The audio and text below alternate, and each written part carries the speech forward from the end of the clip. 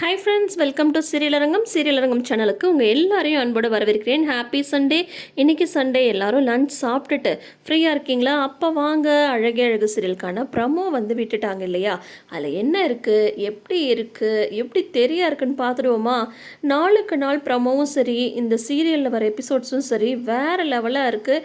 எனக்கு பர்சனலாக ரொம்ப ரொம்ப பிடிச்சிருக்கு. நீங்களும் அதை தான் நினைப்பீங்கன்னு சொல்லிட்டு நினைக்கிறேன். இன்றைக்கி ப்ரமோ வந்து யாரை பேஸ் பண்ணி வந்திருக்குன்னு சொல்லிட்டு பார்த்தீங்கன்னா, ரேவதியை பேஸ் பண்ணி வந்திருக்கு. இப்போ மதிக்கு வந்து தெரிஞ்சிடுச்சு இல்லையா, தன்னோட வேலை வந்து போகிறதுக்கு காரணம் தங்கராஜ் தான் அப்படின்ட்டு மதி வந்து தங்கராஜ் வீட்டுக்கு போயிட்டு சவால் விட்டுட்டு வராங்க.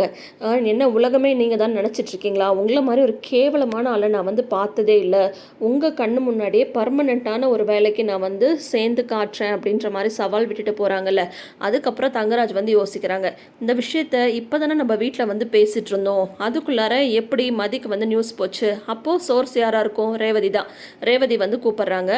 மதிக்கு அவள் வேலை போனதுக்கு நான் தான் காரணன்ற விஷயம் எப்படி தெரிஞ்சது சொல்லு, நீ சொன்னியா அப்படின்னு சொல்லும்போது முதல்ல இல்லைன்னு சொல்கிறாங்க. எனக்கு தெரியும், மரியாதையாக உண்மையை சொல்லிடு அப்படிங்கும்போது ஆமாம் நான் தான் சொன்னேன் அப்படின்னு ரேவதி வந்து உண்மையை ஒத்துக்கிறாங்க.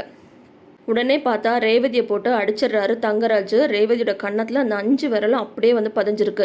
இந்த விஷயத்தை வந்து மலர்கிட்ட வந்து ஷேர் பண்ணிக்கிறாங்க ரேவதி.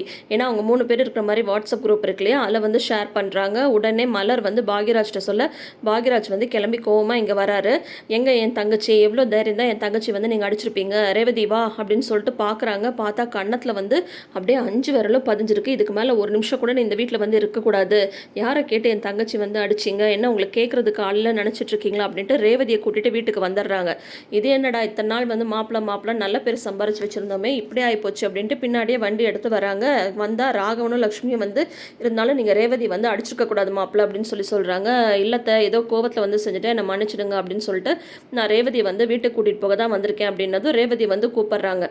பாக்யராஜ் வந்து சொல்கிறாங்க, ரேவதியெல்லாம் உங்களோட அனுப்ப முடியாது அப்படின்னு சொல்லிட்டு பாக்யராஜ் வந்து சொல்கிறாங்க.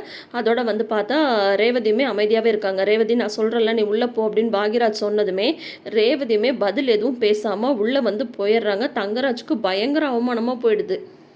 துணிச்சலாக லைஃப்பில் ஃபஸ்ட் டைமாக தங்கராஜை எதிர்த்து நிற்கிறாங்க ரேவதி. பாக்யராஜ் வந்து அவங்க தங்கச்சிக்கு ஏதாவது ஒரு பிரச்சனைனா ஆளாக வந்து நிற்பார். ஆனால் மலருக்குன்னா கண்டிப்பாக அதை வந்து யோசிக்க வேண்டிய ஒரு பெரிய கொஷின் மார்க் தான்.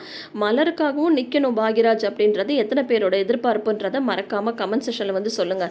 ரேவதிக்காக ஒவ்வொரு டைமும் நிற்கிறாருல்ல பாக்யராஜ், அப்போது மலரை வந்து அவங்க அப்பா அம்மா இவ்வளோ கஷ்டப்படுத்துகிறாங்கல்ல, அப்போது மலருக்காகவும் வந்து நிற்கணும் இல்லையா? எப்போவுமே தராசுனா சரிசமமாக இருக்கணும்ல, ஒரு பக்கம் மட்டும் சாயக்கூடாது. இப்போ வந்து பார்த்தா ரேவதிக்கு இவ்வளோ தைரியமும் துணிச்சலும் எங்கேருந்து வந்திருக்குன்னா, மதி கொடுத்த தைரியத்துக்கு அப்புறம் தான் மலருக்கும் சரி ரேவதிக்கும் சரி நம்மளோட வாழ்க்கையில் எது சரி எது தப்புன்ற முடிவை நம்ம எடுக்கணும் அப்படின்ற ஹோப்பே வந்து வந்திருக்கு. அதனால தான் இப்போ தங்கராஜ் வந்து முதல்ல இருந்த ரேவதியாக இருந்தால் தங்கராஜ் கூப்பிட்டதுமே வந்து பின்னாடியே வந்து போயிருப்பாங்க பயந்துக்கிட்டு. ஆனால் இப்போ வந்து நம்மளுக்காக நம்ம நிற்கணும் அப்படின்னு சொல்லிட்டு அவங்க வந்து எதிர்த்து நிற்கிறாங்க. இந்த ஒரு ஷாக்கை வந்து தங்கராஜே வந்து எதிர்பார்க்கவே இல்லை. சொல்லப்போனால் அவங்க அப்பா அம்மா யாருமே வந்து எதிர்பார்க்கல. இப்போ ரேவதி சூப்பரான ஒரு ஸ்டாண்ட் வந்து எடுத்திருக்காங்க. பார்க்கவே ரொம்ப நல்லா இருக்குது. இந்த மாதிரி பண்ணாதான் தங்கராஜ் மாதிரியான ஆளுங்களுக்கெல்லாம் கொஞ்சமாவது புத்தி வரும். இந்த எபிசோடுக்காக யாரெல்லாம் வெயிட் பண்ணிட்டு இருக்கீங்கன்றதை மறக்காமல் கமெண்ட் செஷனில் வந்து சொல்லுங்கள். ரேவதியோட இந்த தைரியம் யாருக்கெல்லாம் பிடிச்சிருக்குன்றதை கமெண்ட் செஷனில் தெரியப்படுத்துங்க. நம்ம சேனல் பிடிச்சிருந்தா சப்ஸ்கிரைப் பண்ணுங்கள். வீடியோ பிடிச்சிருந்தா லைக் பண்ணுங்கள்.